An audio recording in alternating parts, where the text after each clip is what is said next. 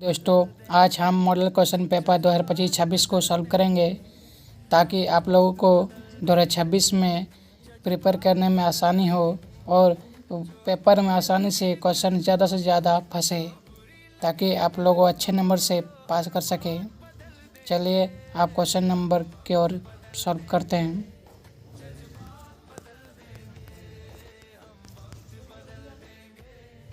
Question number A relation R in a set A is said to be an equivalence relation if and only if।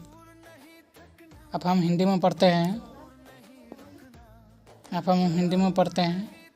एक संबंध R किसी समुच्चय A पर तुल्यता संबंध कहलाता है यदि और केवल यदि। ऑप्शन ए है केवल सतुल्य, ऑप्शन बी है केवल संबंध और ऑप्शन सी है केवल संक्रामक और ऑप्शन डी है सतुल्य, संक्रामक और संक्रामक। आप लोगों ने प्लस 12 मैथ में जरूर पढ़े होंगे कि तुल्यता संबंध में सतुल्य, सममित और संक्रामक तीनों होते हैं, इसलिए right answer option D. Next question की ओर चलते हैं। क्वेश्चन नंबर 2, यदि एफ रिलेशन आर में परिभाषित फलन एफ एक्स और 4x+3 है तो एफ इनवर्स का मान होगा एफ इनवर्स बराबर होगा option A is right answer F x -3/4। अब हम क्वेश्चन नंबर 3 की ओर चलते हैं। क्वेश्चन नंबर 3, यदि F relation F x square plus 2 द्वारा परिभाषित है तो फॉब एक्स का मान निकालिए। फॉब एक्स अर्थात स्वयं को स्वयं से मल्टीपल करना, अर्थात option A is right answer. आप क्वेश्चन नंबर 3 को चलते हैं। क्वेश्चन नंबर 4 में तो ये फार्मूला दिया हुआ है cosec inverse x plus sec inverse x. तो ये आप लोगों ने अगर फार्मूला पढ़े होंगे तो ज़रूर इस क्वेश्चन का आसानी से उत्तर दिए होंगे। तो इस क्वेश्चन का आंसर राइट आंसर होगा ऑप्शन ए 5/2। अब हम क्वेश्चन नंबर 5 की चलते हैं। 5 नंबर क्वेश्चन मज़ेदार है क्योंकि if cot inverse 1 - 1/5 equal x then find the value of sine in x.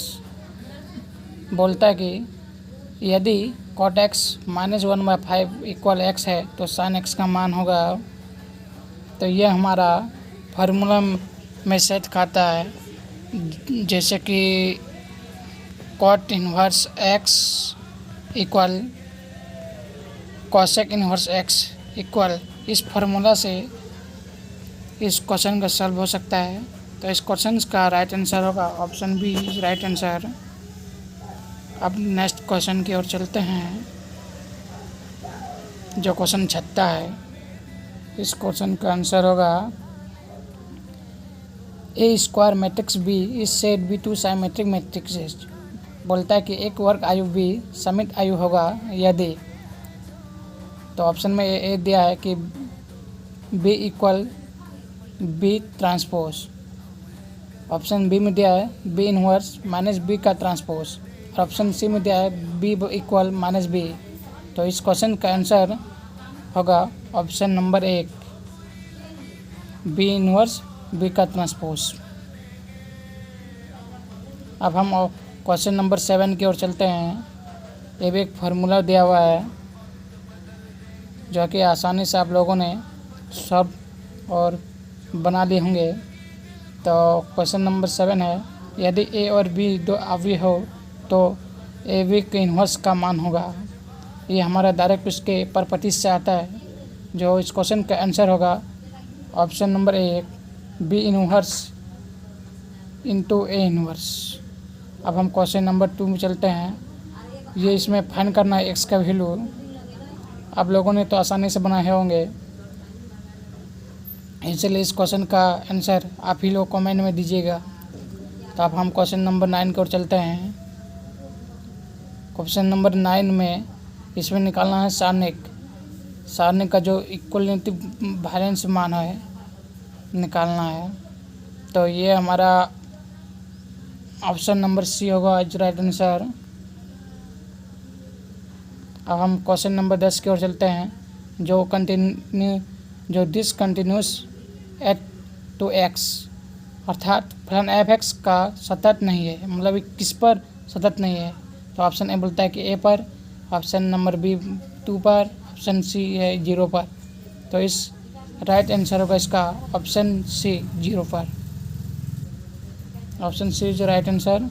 अब हम क्वेश्चन नंबर 11